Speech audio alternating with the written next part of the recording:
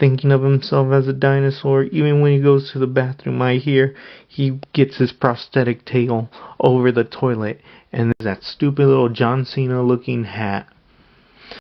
Rampage through the streets, the youth are no longer chained. Let them go unto the dawn. Hello everybody, this is Agent Eerie, and we're going to do a little recap rant about AEW Rampage.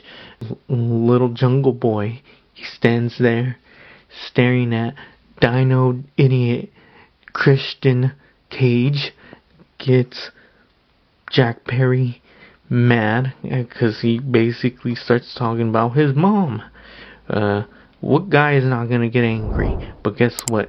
Dino Idiot stands there and just takes advantage of the situation. I don't know if this is linear, to tell you the truth, but next was a segment. I know there was another match, alright.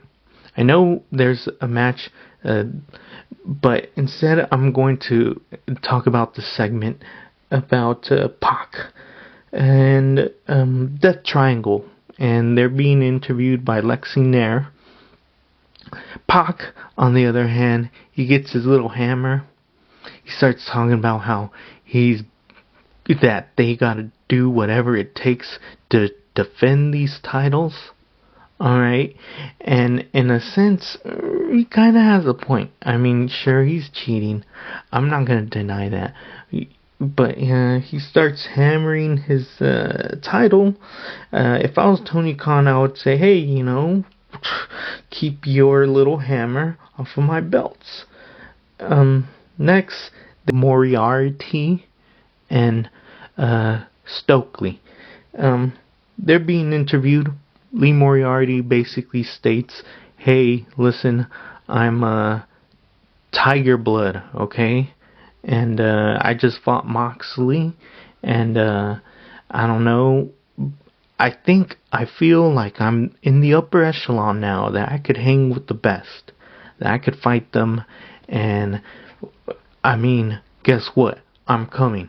And well, guess who comes? Yes, because he's cool and quiet. Mr. Hook, who I think could be booked like the next Spider-Man. Okay, I mean he is from Brooklyn. All right, is it Spider-Man not from Brooklyn? He just stares at him, and that's it. Leaves. I'm gonna finally get to the first match of the night, and that's Brian Cage versus Dante Martin. Basically, it's what you would expect. I would tell you this, though. Brian Cage, even though he's as acrobatic, he was outshined by Dante Martin, of course. Also notice, the last time I see him vault outside, he was dabbing. The last time I saw him do that. This time around, he was flexing his muscles. He was trying to imitate Brian Cage, and Brian Cage, of course, he wins the match with this odd move. I don't know how to explain it, but he's like, it looks like he's gonna go for the gory special. Kind of like Tay Mello's Tay KO. You know how she does that thing that looks like the gory bomb or the gory special, but then he kind of moves Dante around and does a flatliner. It looks pretty impressive. I'm not gonna lie. Brian Cage, you win the match. You get to strut your stuff. You get to tell everybody who better. You get to tell everybody GMSI. Okay, next match was the Bandito versus Rush. And Bandito, I'm just going to tell you who wins. It was by the help of Johnny Silver, okay? Old Hungy. Hungy comes in, swings at Jose the assistant. That creates a distraction.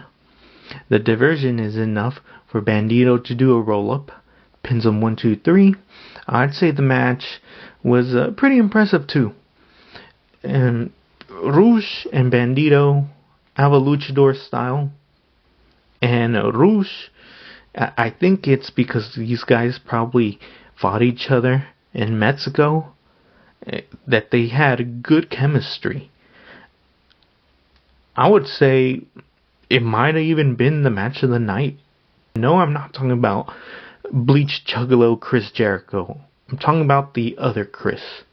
Alright, but I can't really talk about that because, I could get cancelled anytime.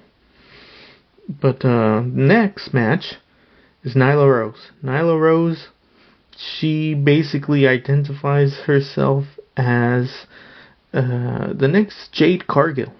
I'm going to call this persona Cargill Rose. Cargill Rose does a little pump kick. She throws her to the corner. She does the, I don't know what you call it, the crossover. She does her elbow.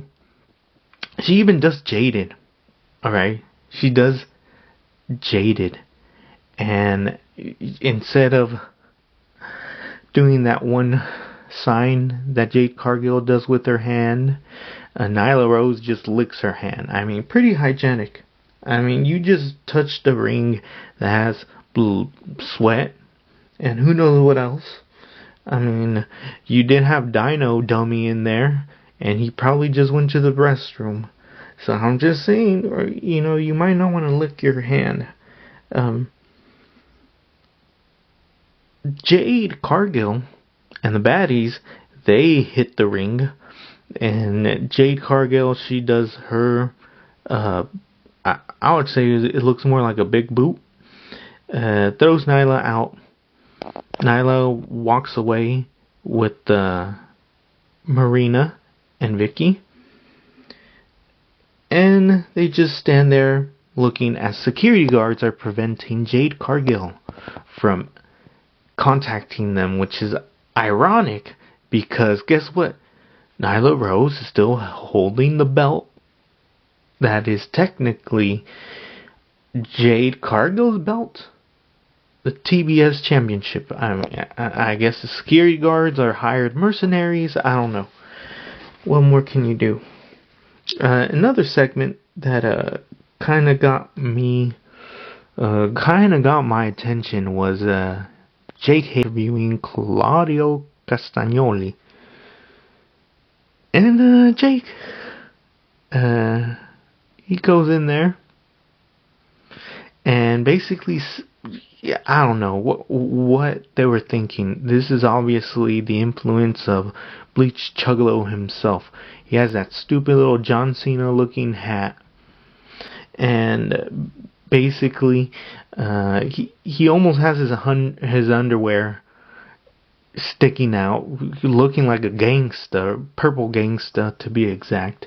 He goes in, he looks like he belongs in the streets of San Francisco or something. Jake Hagar, who's obviously possessed by Jericho in all his works. Malachi Black, Brody King, the House of Black, basically, they do these little segments. The memorable parts are Julia. That's it. That's all I do. I just stare at Julia. Well, next is the main event, and we got Lee Johnson with his partners, and we got Best Friends with Danhausen and Orange Cassidy. Basically, Lee Johnson insults Danhausen, saying he's some gimmick, so he looks stupid. Danhausen gets mad. Then Orange Cassidy, he says, well, guess what? And, to tell you the truth, when he first said it, it made me laugh. When he pulls out the mic, I know he's done this before. He has his little gig going on, his material. He basically repeats himself, but I don't know. I find it funnier. Not gonna lie. It made me pop. And Mark Henry, he got mad, of course, and he said, okay, that's my job. He says, alright then, it's time for the main event. The match is what you would normally expect. Orange Cassidy, basically, I don't know, I think that the best friends were actually more heelish. In my opinion, they were doing a lot of distractions. But one of the spots that you'd probably recognize is Nick Camarado throwing Orange Cassidy over the barricade, and he lands Cassidy. He lands right next to some photo of some dude's head that's been enlarged. It looks pretty freaky. I'm a little scared, and Nick Camarado just stands there staring with the lollipop in his mouth. Pretty strange, but I mean, come on, this is AEW. What more do you expect? Towards the end, Orange Cassidy, he reverses, I think it was a powerbomb, and he gets him into the beach break. Pins him 1, 2, 3. As he's sitting there, of course, Cole Carter, he comes into the ring. He gets orange punched, and all the orange juice comes out of him. He's like on the ground, and basically best friends and Orange Cassidy they're gonna do that little spot where they hug each other, and Trent Beretta basically stands on Cole Carter, basically trying to demonstrate, hey, you're a jabroni. And when they finally hug each other, QT Marshall, he comes in, and it just looks odd. It almost looks like he wants to be inside the hug. I know it's supposed to look like he wants to go in and beat them up, but to me, the puppy dog eyes he gives, it almost makes me think he wants to get hugged by the best friends. And who knows, maybe he has some hidden feelings and wants to get hugged, but he can't let himself, because he's QT Marshall. He is his own worst enemy. Well, Cole Carter, he finally gets up, and guess what? Best friends, they give him a hug. I almost thought it was going to be a babyface turn, if anything, but then you could forget all about that when they best friends hoist him up and basically do a choke slam / powerbomb. And Orange Cassidy, he ends by flexing in a typical Orange Cassidy fashion. Alright then, people, that was it. If you haven't already, subscribe, like, comment, share. Alright then, people, you have a good one. I'm in such a good mood, I'm not even going to mention the haters. Have a good one, everybody.